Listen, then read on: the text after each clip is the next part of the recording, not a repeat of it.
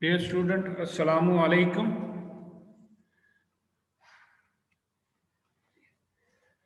Today in Business Taxation Income Tax Ordinance 2001, we define the definitions. Definitions, page 41. First definition is taxpayer. Taxpayer means a person who drives an amount chargeable to tax. Representative of such person, a person responsible to deduct or collect tax and deposit it with the government under the provisions of the income tax law. Any person required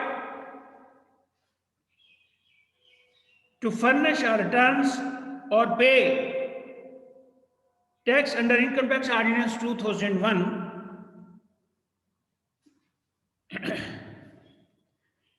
इसकी explanation में है कि it is necessary following person to furnish the return return कौन कौन लोग file करेंगे every person whose total income during the tax years exceeds the maximum amount that is not chargeable to tax. Every company irrespective of its income, any non-profit organization, any approved welfare institutions, any person who has been charged to tax for any of the 2 tax years immediately preceding the previous tax year. Any person who claims a loss carry forward from previous tax year. Any person who owns immovable property with the land area of 250 square yards or more, or owns any flat located in the areas falling within the municipal limits existing immediately before the commencement of the local government's law in the province or in cantonment or the Islamabad capital territory. Any person owing 500 yards or above immovable property in a rating area. Any person who owns a flat with covered area of 2000 square feet or more located in the rated area. Any person who owns a motor vehicles having engine capacity above 1000 cc. Any person who has obtained a national tax number. Any person holding commercial or industrial connection of electricity where the annual bill exceeds rupees 5 lakh.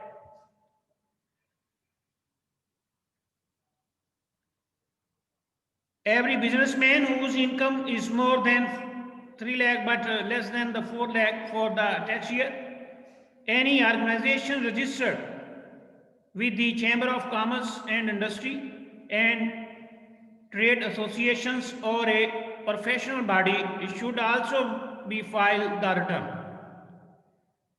Section G above, however, will not be applicable. They are not required to file the return if they belong to any of the following categories: a widow,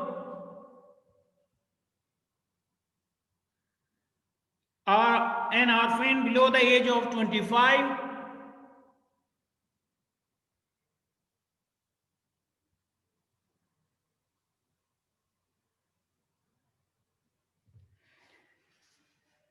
a non-resident person, a disabled person. All the taxpayers should file the wealth statement and wealth statement reconciliation statement along with the return. तो ये जो हम discuss कर रहे थे, इन जो इसमें हमने डिस्कस किया है, इन सब का रिटर्न, इनकम टैक्स रिटर्न का फाइल करना जरूरी है। आगे हम उसके जो है टैक्स ईयर डिस्कस करेंगे। इनकम ईयर क्या है? इनकम ईयर में ये है कि जो हमारा नॉर्मल जो टैक्स ईयर है वो 1 जुलाई, हर साल 1 जुलाई से शुरू होता है और नेक्स्ट ईयर 30 जून को वो क्लोज हो जाता है। तो जब ये साल क्लोज होगा तो उसके 90 डेज के अंदर इनकम टैक्स की रिटर्न फाइल करना होती है, जिसमें हम अपनी इनकम स्टेटमेंट्स बनाते हैं। इनकम स्टेटमेंट्स पे जो इनकम आती है उस पर टैक्स अदा करते हैं। तो जो स्लैब रेट्स दिए गए होते हैं उसको एप्लीकेबल करते हैं, उसके मुताबिक फिर जो टैक्स जितना होगा वो उसमें जमा करवाना होता है। तो उसके साथ फिर ये क्योंकि 90 डेज होते हैं, 30 सितंबर इसकी लास्ट डेट होती है, उसके साथ साथ फिर गवर्नमेंट मजीद उसमें एक्सटेंशंस दे देती है। एक्सटेंशंस उसमें आ जाती हैं। एक्सटेंशंस जो डेट्स हैं, जैसे इस दफ़ा जो डेट दी गई थी दिसंबर, 8 दिसंबर थी, तो उसके बाद फिर अब इन्होंने आगे एक्सटेंड नहीं किया, क्योंकि पहले 30 सितंबर थी, फिर 30 सितंबर को इन्होंने फिर आगे जो है 8 दिसंबर तक इन्होंने एक्सटेंड कर दिया था। अब 8 दिसंबर के बाद जो अब जिन्होंने रिटर्न्स फाइल नहीं की थी तो उन्होंने 2 दिन, बल्कि 8, 9 और 10 दिसंबर तक उन्हें जो है मोहलत दी थी कि आप अपनी एक्सटेंशन के लिए अप्लाई कर सकते हैं। तो जिन लोगों ने वो उसमें एक्सटेंशन में अप्लाई किया है वो तकरीबन उसमें 3 लाख के करीब है। तो उनका वो तकरीबन 24 दिसंबर तक इन्होंने उसकी डेट जो है एक्सटेंड कर दी है। तो वो अपनी रिटर्न्स अब 24 दिसंबर तक जमा करवा सकते हैं। इसके अलावा जिन्होंने जो है रिटर्न्स अपनी जमा नहीं करवाई, एफबीआर ने उनको नोटिस 114(4) के जो है इशू कर दिए हैं कि आप अपनी रिटर्न्स फाइल करें, और साथ ही 180 जो है उसका पेनल्टी का वो भी नोटिस इन्हें इशू कर दिया है। तो क्योंकि अगर रिटर्न्स फाइल ना करें तो उसमें पेनल्टीज होती हैं, तो वो फिर पेनल्टी भी जमा करवानी पड़ती है। अब नेक्स्ट हम डेफिनेशन को चेक करते हैं। टैक्स ईयर है, टैक्स ईयर जो है सेक्शन 2 है और सब सेक्शन 68 है। टैक्स ईयर जो है अगर हम इसको डिस्कस करें तो यहाँ 3 टैक्स ईयर है हमारे पास इस वक्त। नॉर्मल टैक्स ईयर है, स्पेशल टैक्स ईयर है और ट्रांजिशनल टैक्स ईयर है। ये 3 टैक्स ईयर हैं। अब सबसे पहले हम देखेंगे कि हमारा जो है नॉर्मल टैक्स ईयर क्या है। तो नॉर्मल टैक्स ईयर में ये 3 टाइप्स हैं टैक्स ईयर्स की। नॉर्मल टैक्स ईयर जो है मैंने पहले भी आपको अभी बताया है कि ये 12 महीनों पे मुश्तमिल होता है और 1 जुलाई से शुरू होता है और 30 जून को ये क्लोज हो जाता है। Normal tax year, it is a period of 12 months ending on 30 June and is known by the calendar year in which the ending date falls. Such a tax year is known as normal tax year. तो ये जो है 1 जुलाई से शुरू होगा और 30 जून को close हो जाएगा। जैसे अगर हम कहें कि 1 जुलाई 2019 तो वो उसकी क्लोजिंग आ जाएगी 30 जून 2020। तो जब इसकी हम रिटर्न्स फाइल करेंगे तो वो टैक्स ईयर कहलाएगा 2020, यानी जो आपका क्लोजिंग ईयर होगा, आपका 30 जून को क्लोज हो रहा है, जो डेट है आपकी, जो साल है उस वक्त, तो वो 2020 है, तो वो टैक्स ईयर भी आपका 2020 हो जाएगा। इसके बाद अगर फॉर एग्जांपल ये 1 जुलाई 2020 से साल स्टार्ट हो चुका है तो ये क्लोज होगा 2021 में। तो जब 2021 में ये 30 जून को क्लोज होगा तो वो जब फिर उसकी रिटर्न्स फाइल करेंगे तो वो टैक्स ईयर 2021 कहलाएगा।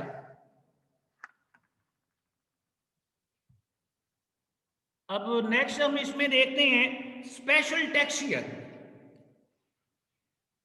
एक तो हमने सबसे पहले नॉर्मल टैक्स ईयर को डिस्कस किया है, अब दूसरा ये है कि स्पेशल टैक्स ईयर है। तो स्पेशल टैक्स ईयर में ये है कि उस डेट के अलावा क्लोजिंग हमारी कब हो रही थी? 1 जुलाई से 30 जून।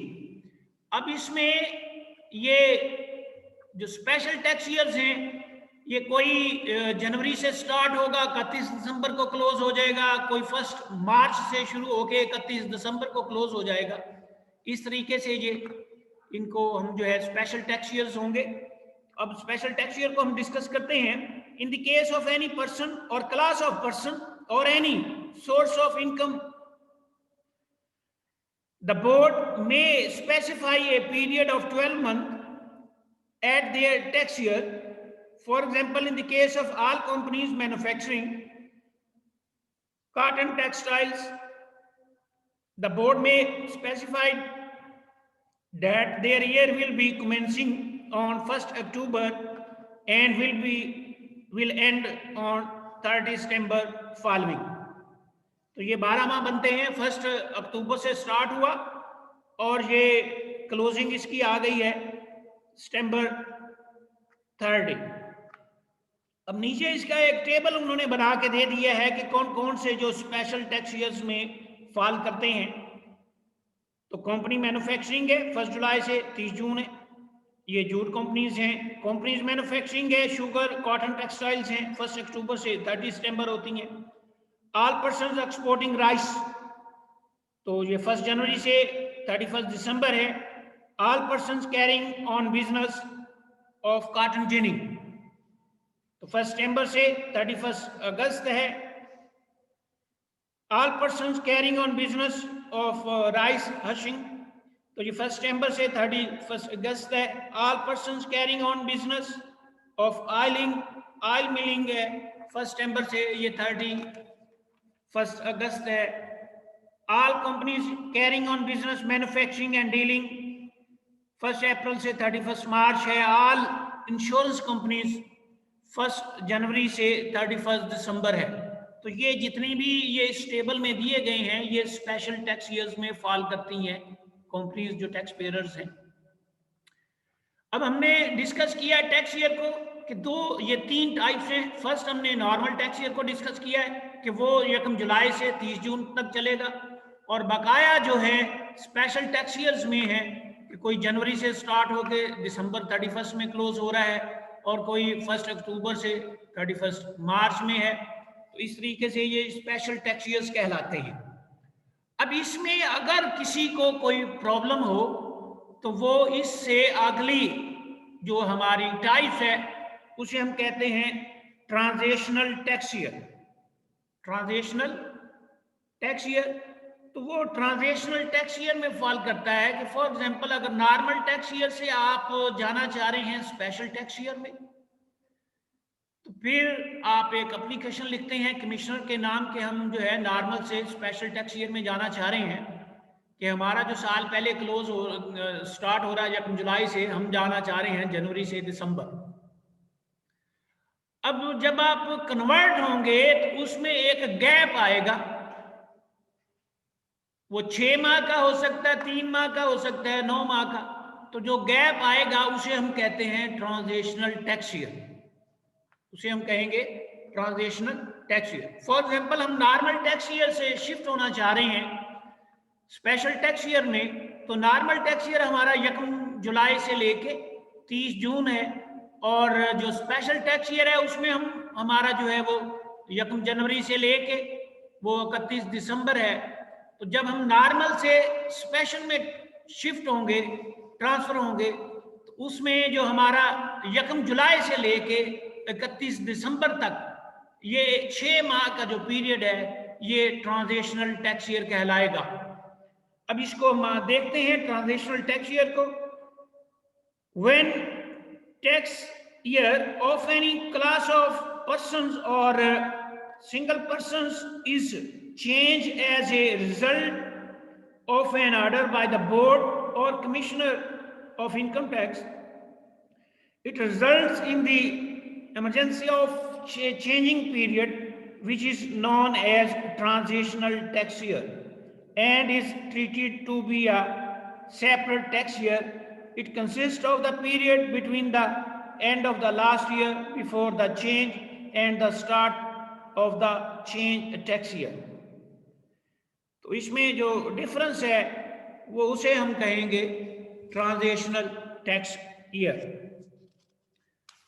अब इसके बाद जो है इसकी जो है ये इलस्ट्रेशंस वगैरह है, आप इसको देख लेना।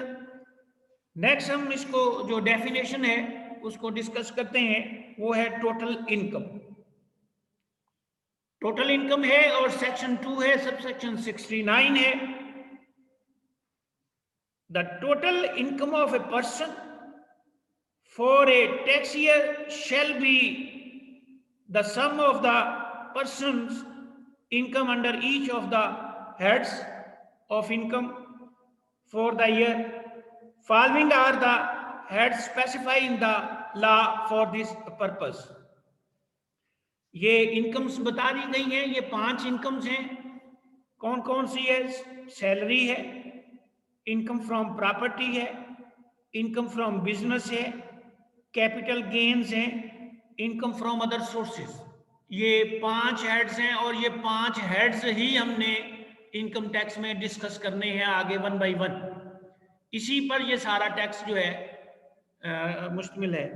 अब सबसे पहले जो बड़ा हेड है वो है सैलरी का।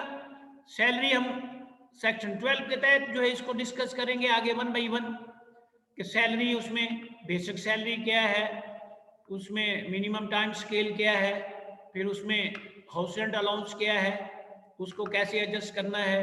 इसी तरीके से फिर कन्वेंस अलाउंस है, मेडिकल अलाउंस है, इसी तरीके से कोई लोनिंग है, इसी तरीके से मजीद आगे जो बेनिफिट्स हैं वो हमने डिस्कस करनी है उसमें। तो सैलरी के बाद फिर है इनकम फ्रॉम प्रॉपर्टी।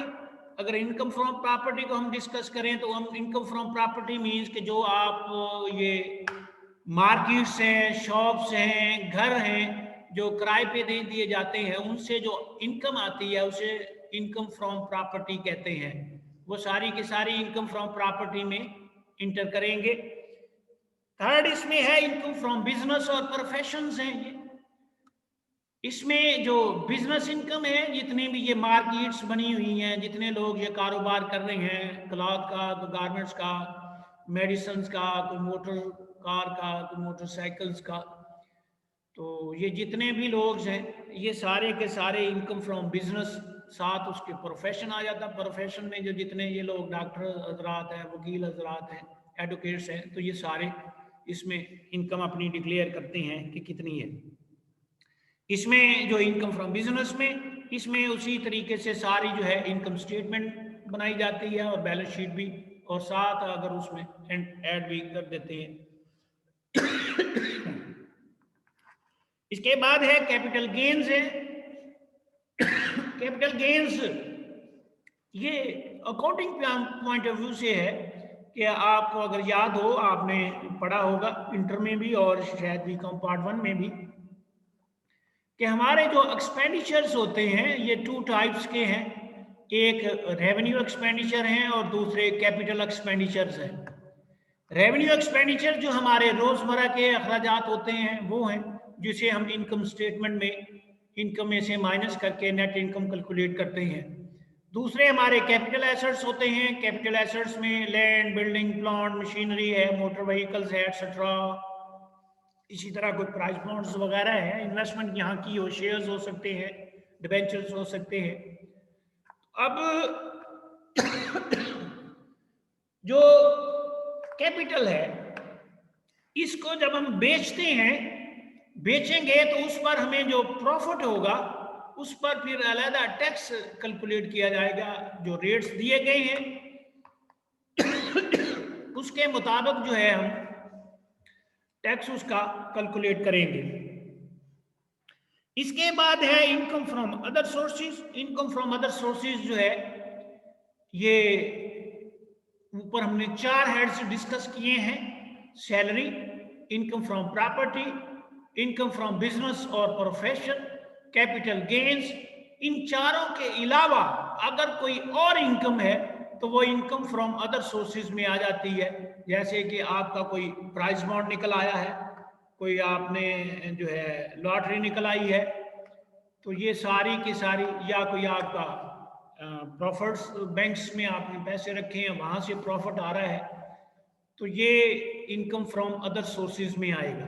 तो जब ये हम प्रैक्टिकल क्वेश्चंस करेंगे तो ये पांचों हेड्स इकट्ठे करके उसकी कैलकुलेशन करेंगे, फिर इनकम आएगी। उसमें फिर जो स्लैब रेट है, स्लैब रेट को उसमें लगाएंगे, उसके मुताबिक जो टैक्स बनता होगा वो फिर हम उसमें लगा देंगे। क्योंकि अभी हम थ्योरी में चल रहे हैं, फिर हमारा ये प्रैक्टिकल चीज़ें आएंगी कि किस तरीके से जो है हमने रिटर्न्स फाइल करना होती है। उसमें जो इनकम्स लेते जाएंगे, सैलरी की इनकम लेंगे, इनकम फ्रॉम प्रॉपर्टी की लेंगे, इसी तरह इनकम फ्रॉम बिजनेस है। फिर जब बिजनेस में हम आप इनकम स्टेटमेंट बना रहे हैं अकाउंटिंग में, फाइनेंशियल अकाउंटिंग में, अब उसमें कुछ ऐसे एक्सपेंसेस होते हैं जो इनएडमिसिबल है। अकाउंटिंग पॉइंट ऑफ व्यू से वो एडमिसिबल होते हैं, टैक्स पॉइंट ऑफ व्यू से वो इनएडमिसिबल है कि आप वो खर्चे नहीं कर सकते। तो जब हमने एक आपकी अकाउंटिंग इनकम होती है और दूसरी आपकी टैक्सेबल इनकम, तो टैक्सेबल इनकम वो होती है कि जिसमें आपने खर्चों को ऐड किया होता है, दोबारा ऐड बैक करते हैं हम कि वो खर्चे आपको अलाउ नहीं है तो वो जमा कर लेंगे, जो उसमें से अलाउ थे वो माइनस कर देंगे। जैसे डेप्रिसिएशंस हैं, अकाउंटिंग की डेप्रिसिएशंस रेट्स और हैं और टैक्स के जो रेट्स और हैं वो आगे जाके फर्दर हम आगे डिस्कस करेंगे। इसके बाद नेक्स्ट डेफिनेशन जो है वो है टर्नओवर। सेक्शन 2 है, सब सेक्शन 70A है। Turnover means the gross receives exclusive of sale tax and federal excise duty or any trade discount shown on invoices or bills delivered from the sale of goods, and also excluding any amount taken as deemed income and is assessed as a final discharge of the tax liability for which tax is already paid or payable. Next, the gross fees for rendering of services, for giving benefits, including commissions, except covered by final discharge of tax liability, for which tax is separately paid or payable. Next, C, the gross receipts from the acquisition of contracts, except covered by final discharge of tax liability, for which tax is separately paid or payable, and the company's share of the amount stated above of any association of which the company is a member. Next definition is whistleblowers. Section 2 है, subsection 75 and subsection 227B. Whistleblowers is a person who reports concealment or evasion of income tax due to fraud, corruption, or misconduct to competent authority, who can take action against such person or authority committed fraud, corruption or misconduct. ये we shall blower की definition है। Next इसकी जो last definition जो है वो है associates. Associates, the term has been introduced by the Finance Ordinance 2001. Two persons will be associates where the relationship between the two is such that one may reasonably be expected to act in accordance with the instructions of the others, or both persons may reasonably be expected to act in accordance with the instructions of a third person. Examples: an individual and his close relatives, members of an association of persons, a trust, and any person who benefits from the trust, a company, and its shareholders who controls 50% or more voting powers, rights to dividends or right to capital. तो dear students, ये जो थी हमारी definitions थी। इसमें जो first lectures में हमने डिस्कस किया था कि कोई भी लॉ अगर बनता है तो उसमें उसको आगे पढ़ने के लिए, डिस्कस करने के लिए उसको आगे चैप्टर्स वाइज और सेक्शंस उसको अलाट कर दिए जाते हैं। जिस तरीके से आपकी आइडेंटिफिकेशन के लिए आपको रोल नंबर्स अलाट कर दिए जाते हैं, इसी तरह कोई भी जो लॉ बनता है, ऑर्डिनेंस हो या एक्ट हो, उसको आगे डिस्कस करने के लिए, पढ़ने के लिए, रीड करने के लिए उसको सेक्शंस अलाट कर दिए जाते हैं। तो सेक्शन जो इसमें सबसे पहला सेक्शन जो होता है वो उस लॉ को नाफज करने का होता है। उस लॉ में वो पहले बताया जाता है कि ये किस डेट से लागू होगा और किस एरिए पे लागू होगा, उसमें वो सारा बताया जाता है। उसके बाद फिर उस लॉ की जो डेफिनेशंस होती हैं, उसमें जो डिफिकल्ट वर्ड्स होते हैं उनको एक्सप्लेन किया जाता है सेक्शन 2 में। जितने भी लॉ बनते हैं, पहला नाफज करने का और दूसरा उसमें डिफिकल्ट वर्ड्स जो होते हैं उनको डिफाइन किया जाता है डेफिनेशंस की सूरत में। तो ये जो डेफिनेशंस आज हमारी हमने सारी कंप्लीट की हैं, तो ये सारी डेफिनेशंस हैं जो आगे जाके इनके वर्ड्स सारे यूज होंगे। तो ये डेफिनेशन आती होगी तो आगे उसके मीनिंग्स जो है ऑटोमेटिकली आपको क्लियर होंगे। आगे फिर सेक्शन 3 से ऑनवर्ड्स स्टार्ट हो जाता है, आगे उसमें आ जाएगा इनकम एग्जेम्प्ट फ्रॉम टैक्स और आगे सो ऑन। तो ये 241 सेक्शन 241 तक ये फिर आगे कंटिन्यू चलता है। इसमें फिर आगे सेक्शन 12 आ जाएगा जिसमें हम सैलरीज को डिस्कस करेंगे कि उसकी इनकम्स किस तरीके से हमने कैलकुलेट करनी है, टैक्स कैसे लगाना है और सैलरी परसेंट का टैक्स रेट कैसे है। इसी तरीके से फिर बिजनेस क्या है, जो बिजनेस है फिर बिजनेस के रेट्स कैसे लगेंगे। इसी तरह कंपनीज होती हैं, कंपनीज में जो है प्राइवेट है और पब्लिक है, तो उनको डिस्कस करना होता है। लेकिन यहाँ आपके कोर्स में ये चीज़ें नहीं हैं, सिर्फ इनकम और नॉन सैलरी और नॉन सैलरी की जो है वो डिस्कस करेंगे। इसके अलावा जो है उसके आगे अथॉरिटीज़ की पावर्स होंगी और दूसरा इसी तरीके से हम उसे डिस्कस करेंगे। थैंक यू, अल्लाह हाफ़िज़, अस्सलामु अलैकुम व रहमतुल्लाहि व बरकातहू।